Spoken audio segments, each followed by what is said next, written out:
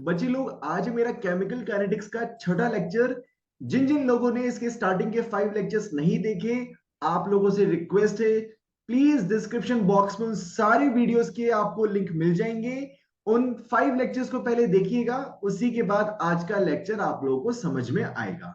इसी के साथ इस खूबसूरत सेशन को स्टार्ट करते हैं। So let's get started. तो बच्चे लोग, लास्ट क्लास तक हम लोगों ने इनिशियल रेट निकालना सीख लिया था और हमने इंस्टेंटेनियस रेट भी निकालना सीख लिया था।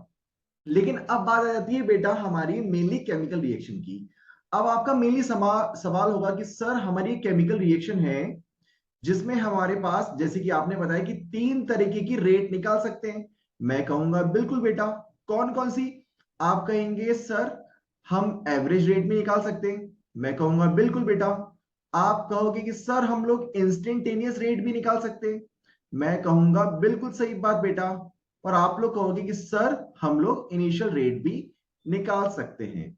मैं कहूंगा यस बेटा।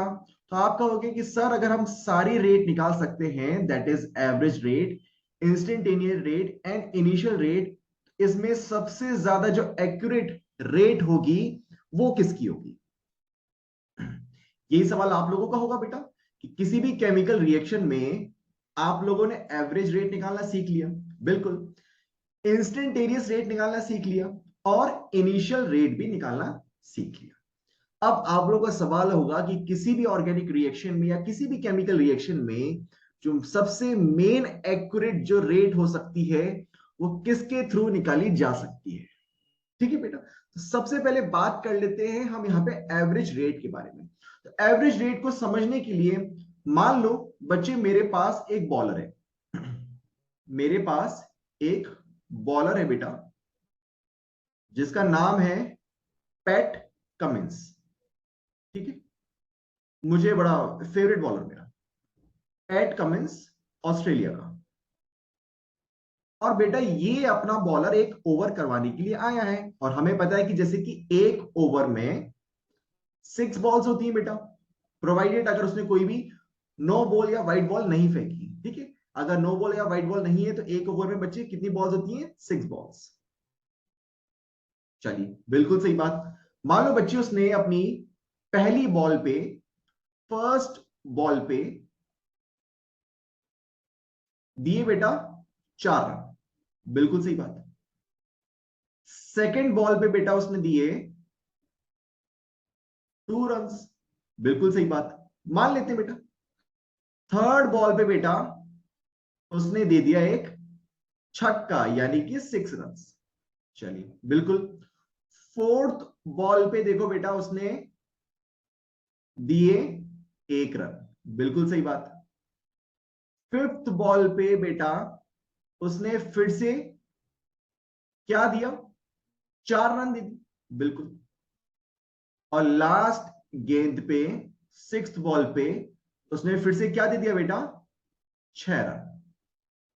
इस तरीके से उसका ये पूरा ओवर बेटा कंप्लीट होता है। फर्स्ट बॉल पे दिए उसने बेटा 4 रन, दूसरी बॉल पे दिए उसने 2 रन, तीसरी बॉल पे दिए 6 रन, चौथी बॉल पे दिए 1 रन, पांचवी बॉल पे दिए 4 रन और सिक्स बॉल पे दिए बेटा 6 रन। ठीक है, अगर यहां पे मैं आप लोगों को एवरेज निकालने के लिए बोलूं पैट कमिंस का, तो कैसे निकालोगे बेटा? एवरेज कैसे निकालते हैं बच्चे किसी भी ऑब्जर्वेशन का? एवरेज निकालते हैं बेटा सम of all the observation sum of all the observation divided by total number of observation, total number of observation, यही होता है बेटा फॉर्मूला, बिल्कुल। अब यहां पे ऑब्जर्वेशन क्या है बच्चे? यहां पे अगर यहां पे क्रिकेट मैच के बारे में बात कर रहे हैं तो यहां ऑब्जर्वेशन क्या होगा बेटा? यहां पे नंबर ऑफ रन होंगे बेटा। ठीक है, तो निकालना सीख लेते बेटा कि पैट कमिंस का एक ओवर का एवरेज कितना रहा। Average equal to sum of all the observation, यानी कि इन सारे रन्स का मैं एवरेज करूंगा। कितना बेटा? 4 रन प्लस 2 रन, बिल्कुल सही बात सर, प्लस 6 रन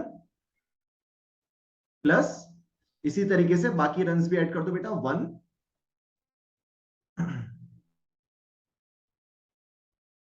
+1 प्लस फिर से बेटा 4 run plus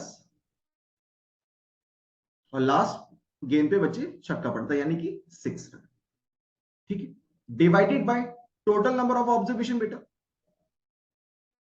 total number of observation बेटा यहां पे 6 है हमारे, बिल्कुल सही बात। तो यहां पे लिख लेते हैं डिवाइडेड बाय 6, क्योंकि एक ओवर में 6 ही बॉल्स होती है बेटा, तो डिवाइडेड बाय 6। अब यहां पे एवरेज निकालो बेटा।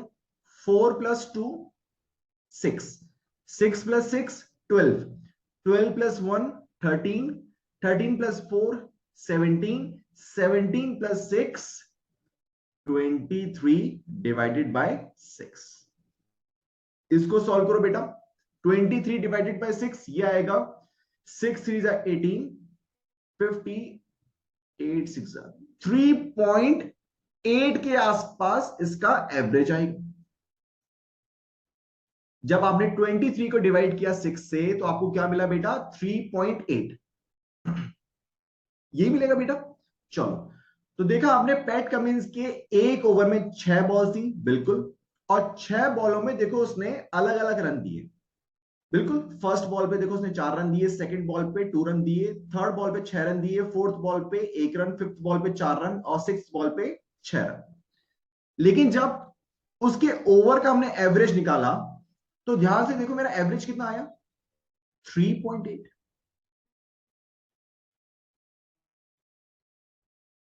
बट क्या उसने हर गेंद पे या हर बॉल पे 3 या 4 रन दिए थे? नहीं दिए थे।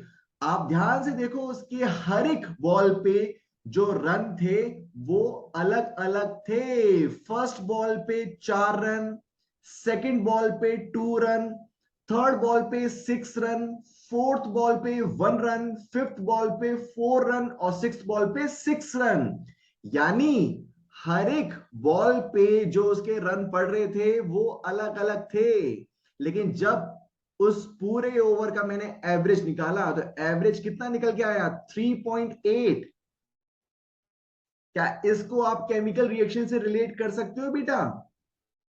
कोई भी केमिकल रिएक्शन होगी वो हर स्टेप में उसकी रेट अलग अलग होगी। फॉर एग्जाम्पल अगर मैं बात करूं T = 100 सेकेंड पे, तो यहां पे इसकी रेट कुछ अलग होगी बेटा। T = 200 सेकेंड पे इस केमिकल रिएक्शन की रेट कुछ अलग होगी। इसी तरीके से 300 पे अलग होगी, 400 पे अलग होगी और 500 पे भी अलग होगी। यानी कि हर एक पॉइंट पे, सिंगल पॉइंट पे, यहां पे टाइम के बारे में बात कर रहा हूं, हर सिंगल टाइम पे, हर सिंगल पॉइंट पे जो केमिकल रिएक्शन की जो रेट होगी वो अलग अलग होगी। कहीं पे वो रिएक्शन फास्ट हो रही होगी, कहीं पे रिएक्शन वो स्लो हो रही होगी और कहीं पे रिएक्शन मॉडरेट लेवल की हो रही होगी। तो क्या एक एवरेज रेट से हम किसी भी केमिकल रिएक्शन का रेट है, चाहे तो वो रिएक्टेंट हो या प्रोडक्ट हो, एक्यूरेट निकाल सकते हैं? The answer is no, big no. अब समझ में आया बेटा? पैट कमिंस का जब एग्जांपल दिया कि मैं एवरेज रेट क्यों नहीं यूज कर सकता while determining the rate of a reactant, either a reactant or a product, क्योंकि हर एक सिंगल पॉइंट पे यानी हर एक सिंगल टाइम पे जो केमिकल रिएक्शन का रेट होगा वो अलग अलग होगा। जिस तरीके से पैट कमिंस की हर गेंद पे अलग अलग रन बढ़ रहे थे, उसी तरीके से किसी भी केमिकल रिएक्शन का सिंगल पॉइंट यानी अलग अलग टाइम पे अलग अलग रेट होता है। इसलिए पूरी केमिकल काइनेटिक्स में या फिर आप फर्दर स्टडीज के लिए, हायर स्टडीज के लिए जाओगे, पूरी केमिकल काइनेटिक्स में जो हम रेट निकालते हैं वो होती है इंस्टेंटेनियस रेट। एवरेज रेट को आप यूज नहीं करते। रीजन अभी मैंने आपको बताया। एवरेज रेट बेटा मुझे सिर्फ एक टाइम इंटरवल के बीच में रेट बताती है बेटा, टाइम इंटरवल के बीच में, और मुझे वो एक अप्रोक्सीमेटली एक नंबर दे देगा कि इस टाइम अंडर के बीच में उसका जो एवरेज रेट होगा वो इतना होगा। अब एवरेज रेट से ऊपर भी हो सकता है। देखो यहाँ पे एवरेज कितना निकला था? 3.8। बट क्या उसने हर गेंद पे 3 या 4 रन ही दिए थे क्या? 2 गेंद पे देखो उसके 6 रन पड़ रहे हैं, थर्ड बॉल पे और 6th बॉल पे। इसी तरीके से केमिकल रिएक्शन में होता है कि आप किसी भी पर्टिकुलर टाइम इंटरवल में एवरेज रेट निकाल तो लोगे, बट क्या वो एक्यूरेट होगा? The answer is no. इसीलिए आप क्या करते हो, हर एक पॉइंट पे, हर एक सिंगल टाइम पे आप रेट निकालोगे और उसको चेक करोगे, और वो एक सिंगल पॉइंट पे, सिंगल टाइम पे निकालने वाली रेट का नाम क्या होता है बेटा? Instantaneous rate. समझ में आया? इंस्टेंटेनियस बेटा, जब मैं किसी भी एक सिंगल पॉइंट पे रेट निकालता हूं। और वो कैसे निकालता हूं, कोई बता सकता है बेटा? कैसे निकालता हूं? By drawing a tangent